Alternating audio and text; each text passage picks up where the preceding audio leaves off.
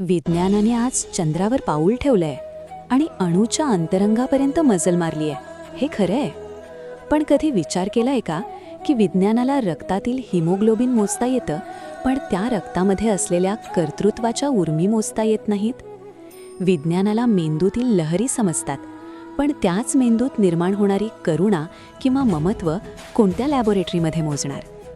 विज्ञान आपल्याला कसं जगायचं हे शिकवतं, पण का जगायचं याचं उत्तर फक्त अध्यात्माच्या उंबरठ्यावर मिळतं. जिथे निरीक्षणाची मर्यादा संपते तिथे साक्षात्काराचा प्रवास सुरू होतो. नैनं छिन्दन्ति शस्त्राणि नैनं दहति पावकः न चैनं क्लेदयन्त्यापो न शोषयति मारुतः. श्रीमद भगवद्गीता अध्याय 2 श्लोक 23. आत्म्याचं शाश्वत स्वरूप सांगताना भगवान श्रीकृष्ण अर्जुनाला हे गुपित सांगतात. विज्ञानाचा मूलभूत नियम सांगतो की ऊर्जेचा नाश होत नाही, law of conservation of energy. पण ही ऊर्जा नेमकी काय आहे हे विज्ञानाला आजही पूर्णतः उलगडलेलं नाही. श्रीकृष्ण म्हणतात, या आत्म्याला शस्त्र तोडू शकत नाही, अग्नी जाळू शकत नाही, पाणी भिजवू शकत नाही आणि वारा सुकवू शकत नाही. याचा अर्थ असा की आपण केवळ हाडामासाचं शरीर नसून आपण ती शुद्ध जाणीव आहोत, जे भौतिक नियमांच्या पलीकडे आहे. विज्ञानाचं कार्यक्षेत्र फक्त दृश्य जगापुरतं मर्यादित आहे, पण द्रष्टा पाहणारा मात्र विज्ञानाच्या दुर्बिणीला कधीच सापडत नाही. श्रीमद भागवत पुराणाच्या 9व्या स्कंधात राजा रैवत ककुद्मी यांची एक अद्भुत कथा येते. राजा आपली कन्या रेवती हिच्या विवाहासाठी योग्य वराचा सल्ला घेण्यासाठी ब्रह्मलोकात जातो. तिथे गंधर्वांचे गायन सुरू असते, म्हणून राजा काही क्षण थांबतो.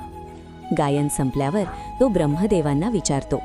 तेव्हा ब्रह्मदेव हसून म्हणतात, राजा, तू ज्या क्षणांची वाट पाहत आहेस तितक्या वेळात पृथ्वीवर 27 चतुर्युगे उलटून गेली आहेत. तुझे राज्य, तुझे नातेवाईक आता उरले नाहीत. ही कथा आजच्या विज्ञानातील टाइम डायलेशन, वेळेचे सापेक्षत्व या संकल्पनेशी तंतोतंत जुळते, जी आइन्स्टाईनने 20व्या शतकात मांडली. पण विचार करा, हजारो वर्षांपूर्वी व्यासांनी वेळ ही वेगवेगळ्या ठिकाणी वेगवेगळी असू शकते आणि ती मनाच्या अवस्थेवर अवलंबून असते, हे सत्य जगासमोर मांडलं होतं. विज्ञानाला हे सत्य समजायला हजारो वर्षे लागली, पण आपल्या ऋषींनी ते ध्यानाच्या माध्यमातून आधीच जाणलं होतं. जसं आपण टीव्हीवर चित्रपट पाहतो तेव्हा पडद्यावर आग लागली तरी पडदा जळत नाही, पाऊस पडला तरी पडदा भिजत नाही. तसंच जगातील सर्व सुखदुःख आपल्या आयुष्यात येतात, पण आपल्यातील साक्षीभाव हा त्या पडद्यासारखा निर्लेप असतो. हेच ते सायन्स आहे जे आपल्याला स्थिर राहायला शिकवतं. अणुरेणियांथो कडा तुका आकाशा ये वढा. क्वांटम फिजिक्स आज सांगतं की प्रत्येक अणूमध्ये प्रचंड पोकळी आहे आणि सर्व काही एका फील्डने जोडलेलं आहे. तुकाराम महाराज हेच सत्य सोप्या भाषेत सांगतात. जेव्हा माणूस आपल्या अहंचा त्याग करतो तेव्हा तो अणूपेक्षाही लहान होतो, पण त्याच वेळी त्याची जाणीव ब्रह्मांडा एवढी मोठी होते. विज्ञानाला मॅटर, द्रव्य समजतं, पण कॉन्शियसनेस, जाणीव समजत नाही. जेव्हा आपण ध्यानात स्वतःला विसरतो तेव्हा आपण संपूर्ण विश्वाचा भाग बनतो. हे इंटरनल सायन्स आहे जे विज्ञानाच्या उपकरणांना कधीच कळणार नाही.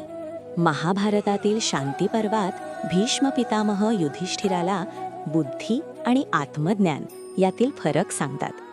ते म्हणतात की बुद्धी ही केवळ माहिती साठवण्याचे साधन आहे, पण ज्ञान हे स्वतःला अनुभवण्याचे नाव आहे.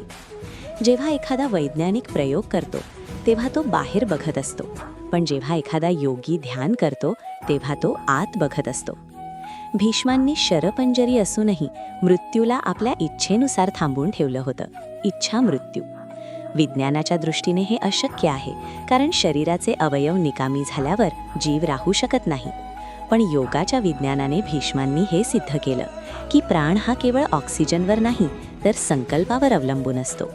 आजचा स्मार्टफोन कितीही प्रगत झाला तरी तो स्वतःहून आनंदी होऊ शकत नाही, कारण त्यात माहिती आहे पण जाणीव नाही.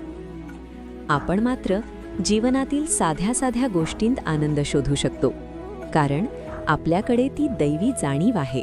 बाह्य जगाचा शोध म्हणजे विज्ञान आणि आंतरिक जगाचा शोध म्हणजे अध्यात्म. जिथे शोध संपतो तिथे बोध सुरू होतो. जर या गोड सत्याने तुमच्या हृदयाला स्पर्श केला असेल तर आपल्या या आध्यात्मिक प्रवासात सामील होण्यासाठी नक्की जोडले जा. विज्ञानाचा सन्मान करा, कारण ते आपल्या जगण्याला सोयीस्कर बनवतं. पण अध्यात्माचा आधार घ्या, कारण ते आपल्या जगण्याला अर्थ देतं. लक्षात ठेवा, आपण या जगात आलेलं एक शरीर नसून आपण या शरीरात आलेला एक अनंत प्रवास आहोत. शांत बसा, श्वास घ्या आणि स्वतःला विचारा, मी कोण आहे? उत्तर विज्ञानाच्या नापमध्ये नाही, तर तुमच्या अंतर्मनात मिळेल. शुभम भवतु.